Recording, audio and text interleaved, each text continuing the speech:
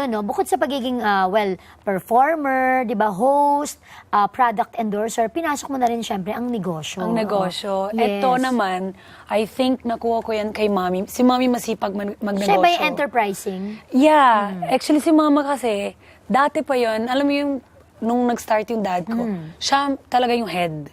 So, if I have a business, I always ask my mom's guidance parati. So, ito, meron na tayong bagong business. Oo, perfume. Perfume naman. Yes, so meron siyang perfume for her, for him. Yes, Diba? for her and for him. It's called Complete Sensation.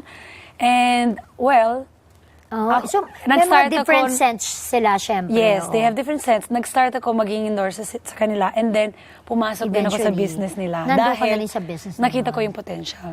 Yun. At syempre, dahil naman ang mga Pilipino, di ba? Well, they also love perfume, Mahilig di ba? sila sa pabango. Mahilig, oo. Kasi yung Filipino, yun ang isa pang trait ng ng Pinoy bukod sa polite, ganyan.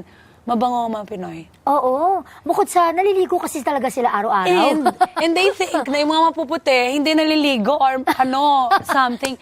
Not Diana. I work with a lot of pabango. So, yun, it's different. Tsaka I take 3 times, siguro mga 3 showers a day kasi sa Brazil ang init. Yes. Sobra. So, dito rin sa Pilipinas, Dito syempre. rin, same. Pareho Oo. lang. Pero And if there's perfume. one thing na, well,